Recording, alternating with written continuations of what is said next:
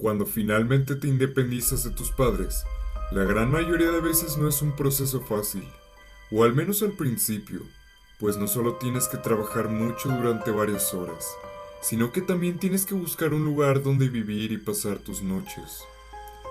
Justamente localizar un sitio en donde vivir fue lo que más se me complicó una vez que me separé de mis padres, pues no tenía mucho dinero y mi trabajo apenas me daba unos cuantos dólares para comer. Recuerdo que estaba viviendo una situación desesperante, pues me estaba costando mucho arreglármelas para sobrevivir, cuando un día mi teléfono celular comenzó a sonar. Era un número desconocido. Normalmente no suelo contestar este tipo de números, pero algo, supongo que un impulso, me hizo contestar la llamada. Era mi tío Eduardo, un familiar muy lejano a mí al cual apenas había visto en persona un par de veces en mi vida, y mucho menos hablar con él por mensajes o llamada, razón por la cual se me hizo muy extraña su llamada. Pero más extraño lo que me dijo, pues al parecer, él sabía la situación en la que me encontraba y según me dijo, él sabía de una casa en la cual yo podía vivir. Muy confundido pero al mismo tiempo entusiasmado, le pedí que me diera información del lugar. Pero solo se reservó a enviarme la dirección de la casa, agregando que él conocía al dueño y que él se encargaría de absolutamente todo. De hecho, me dijo que tampoco era necesario pagar renta o algún tipo de pago, que él también se encargaría de ello, lo cual me pareció un gesto bondadoso, pero al mismo tiempo raro. Después ambos nos despedimos y terminamos la llamada. Al día siguiente, mi familiar me volvió a llamar, diciéndome que ya podía mudarme a la casa, que la llave la dejaría fuera de la propiedad para que yo pudiera entrar.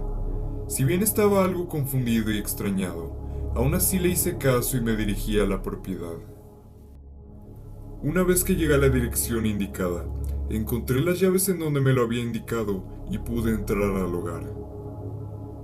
El lugar era una casa de tamaño mediano como cualquier fraccionamiento semiurbano. Si bien no era algo espectacular, me sentía aliviado de finalmente encontrar un lugar donde vivir, pero sentía una sensación muy extraña recorriendo mi cuerpo al no saber siquiera quién era el dueño de la casa, o al no tener que pagar ni un solo centavo de renta de ella.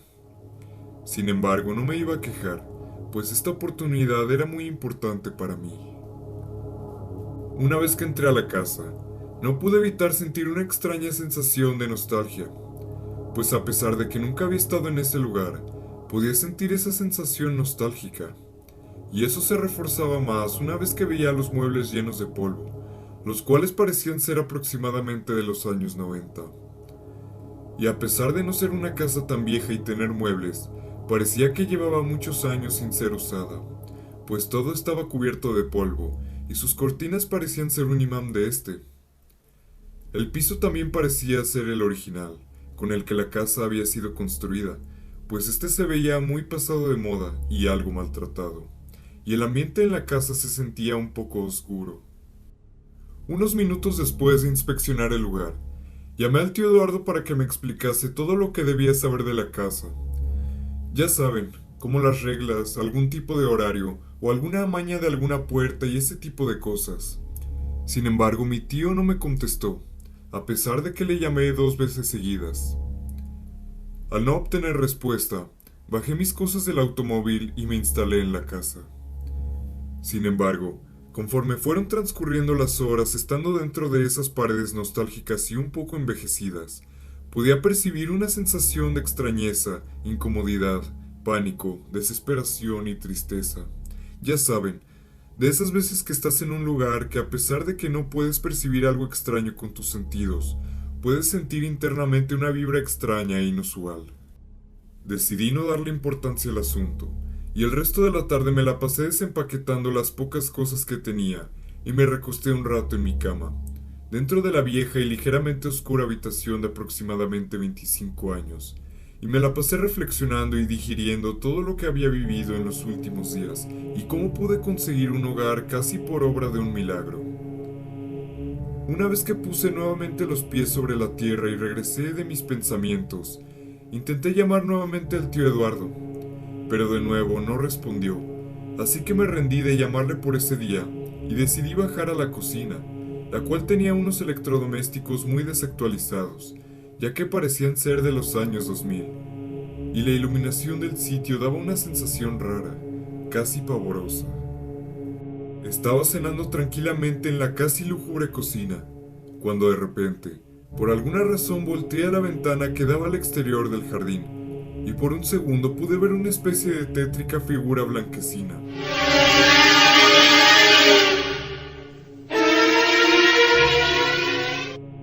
La cual me hizo saltar por un instante, haciendo que mis latidos se aceleraran al 1000 por hora.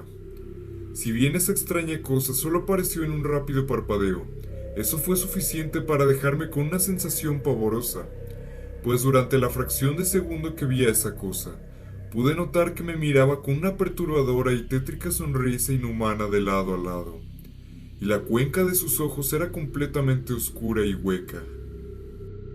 Les juro que durante unos minutos me la pasé sentado y muy alerta mirando la ventana en donde vi a la aterradora entidad, pues les aseguro que fue una visión demasiado nítida y realista. Pero entonces, conforme fueron pasando los minutos, pude usar mi razonamiento, y logré convencerme de que simplemente se trataba de una mala jugada de mi mente, pues la repentina e inusual mudanza me había dejado pensando mucho, y además ya me encontraba muy cansado. Así que un sentimiento más lógico llegó a mí, apagué las luces, y subí por la vieja escalera de la casa hasta llegar a mi cuarto. Les mentiría si les dijera que todo mi recorrido de la cocina a la habitación no me la pasé muy alerta. Después me puse mi pijama y me fui a dormir. Una vez que amaneció, intenté llamar a mi tío nuevamente, pero de nuevo no obtuve respuesta. Fueron transcurriendo los días y la sensación extraña de la casa seguía en mí. De hecho, algunos pequeños y sutiles sucesos anormales ocurrían en la casa. Ya saben, objetos en otros lugares de su ubicación normal, sombras que no tenían sentido, sonidos de voces y rasguños, etc. Pero lo que más me aterraba es que en momentos aleatorios era capaz de ver por ligeras fracciones de segundo la misma entidad sonriente que pude ver en la cocina el día de mi llegada. Con el tiempo también empezaba a tener visiones extrañas. De hecho, se desarrolló un curioso patrón con estas visiones, puesto que en el día, en mis visiones podía ver la casa y al mismo tiempo a personas comunes y corrientes, pero que nunca en mi vida había conocido. Pero en las noches, soñaba varias de esas personas en la misma casa, pero en esta ocasión, las personas tenían un rostro con una tétrica y perturbadora sonrisa. He de decirles que si bien al principio estas visiones me asustaban mucho, me fui acostumbrando a ellas. Lo más extraño de esto es que tenía estas cortas visiones solamente cuando me encontraba en la casa, así que por mi mismo miedo, trataba de pasármela más tiempo en el trabajo, además que me pagaban mayor cantidad de dinero por más horas extras. Pero una ocasión durante la noche, las cosas se complicaron y empeoraron acentuadamente. Les explico, en esa ocasión yo ya había llegado a la casa. Como he dicho antes, era de noche, y además recién había llegado de trabajar, así que estaba cansado y apagué la luz para dormir.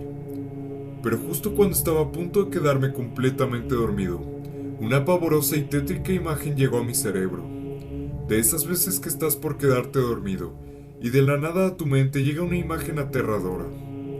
Pero lo más tenebroso de esto es que en la visión que llegó en una fracción de segundo a mi cerebro y rápidamente se esfumó, yo me pude ver a mí mismo durmiendo en la habitación oscura, pero detrás de mí, justo en el marco de la puerta que da al corredor, estaba mirándome esa lúgubre entidad con una sonrisa aterradora y casi burlona.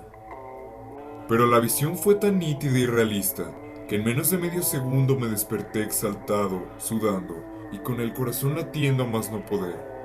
De hecho, me sorprendió lo fuerte que este latió. Giré la cabeza lo más rápido que pude detrás de mí y pude ver en una pequeñísima milésima de segundo cómo la cara de esa entidad desaparecía en el marco de la puerta, lo que significaba que la imagen que mi cerebro creó de alguna forma estaba relacionada con lo que ocurrió en la vida real mientras estaba en la cama. Revisé el reloj y justamente eran las 3:33 de la madrugada. Durante toda esa noche no pude dormir y me la pasé viendo televisión para distraerme un poco de la cruda realidad que estaba viviendo, pues con cada día que pasaba, las cosas en esa casa se estaban saliendo de control. A partir de esa noche, empecé a tener un patrón muy extraño con mis sueños, pues en ellos podía ver la casa, pero esta estaba en medio de la nada y todo estaba completamente oscuro. Pero justo fuera de la casa, estaba parado el lúgubre ente con su sonrisa normalmente grande y sus cuencas vacías. Pero yo estaba seguro que esa cosa estaba mirando a la ventana de mi cuarto, específicamente, justo en el sitio donde yo dormía. Les mencioné que esto se trataba de un patrón porque este sueño lo tenía aproximadamente una vez por semana. Pero en cada uno de los sueños, la entidad estaba acercándose más y más a la casa, hasta adentrarse a ella. Era algo muy escalofriante, pero la gota que derramó el vaso fue un domingo de abril, en el cual yo me encontraba desayunando tranquilamente en la cocina, cuando de repente pude escuchar un brusco y fuerte sonido que hizo eco en toda la casa. Cuando subí a revisar, descubrí lo que era, y quedé completamente boquiabierto del terror. Se trataba de la ventana de la habitación donde yo dormía. Resulta que ésta se había roto, pero lo más pavoroso fue la figura que había en el cristal roto, pues se formaba un tenebroso rostro con una sonrisa gigantesca. No había duda, era más que obvio que la entidad o la cosa que estuviese viviendo ahí quería intimidarme y atemorizarme. Este era un claro mensaje de esa cosa. Desesperado, traté de llamarle a mi tío, pero como ya se lo imaginarán, tampoco respondió mi llamada. Así que intenté contactar por Facebook a su hijo para que me ayudara a ponerme en contacto con su padre, pero me dijo que su padre había fallecido hace más de 10 años. No lo podía creer. Era completamente imposible, pues yo hace aproximadamente 2 meses había hablado con él, y fue precisamente él quien me había conseguido la casa. Y justo eso le dije a mi primo, pero él obviamente no me creyó, y pensó que le estaba tomando el pelo. Así que me contó los detalles de su muerte, pero más que ayudarme, solo me dejó petrificado del miedo. Según me contó, su padre había tenido una muerte muy extraña, pues este se quitó la vida con un revólver. Pero esto no fue lo raro, sino las circunstancias en las que murió, pues su cadáver era visible con una pavorosa y tétrica sonrisa. ¿Y qué creen? Resulta que el lugar en donde mi tío se había quitado la vida fue justamente en la casa donde yo me encontraba viviendo. Precisamente acabó con su vida en la sala donde yo estaba sentado hablando por mensajes con su hijo. Cuando dijo eso último, no pude evitar soltar el teléfono y casi desmayarme del miedo. Mi primo es un famoso y exitoso abogado, y toda su vida ha sido una persona que se toma las cosas con seriedad, y más al tratarse de la muerte de su padre. Así que obviamente estaba diciéndome la verdad. Si no era su padre quien me había contactado para ofrecerme la casa, entonces ¿quién o qué demonios fue? Muy desesperado, intenté buscar información de la casa, así que ingresé la dirección en el navegador, y los resultados que arrojaron las páginas casi me hacen irme para atrás del susto. Según leí en varias páginas y artículos de la policía, esta casa había aparecido completamente de la nada. Así es, de la nada. No había registro alguno que indicara quién o cuándo se construyó la casa, y según entrevistas a varios locales, un día aleatorio, la casa apareció de la noche a la mañana, como si ésta se hubiese materializado en minutos o segundos. Por si esto no fuera lo suficientemente aterrador, muchas personas a lo largo de los años adquirieron la casa. Sin embargo, todas y cada una de ellas fallecían dentro de la misma. Según los registros, en toda la historia de la casa, unas 47 personas habían muerto de las paredes en donde yo me encontraba viviendo, incluido mi tío. Pero lo más tétrico de todo es que todas estas personas habían terminado con sus vidas, pero todas tenían en común que habían muerto con una aterradora sonrisa en sus rostros.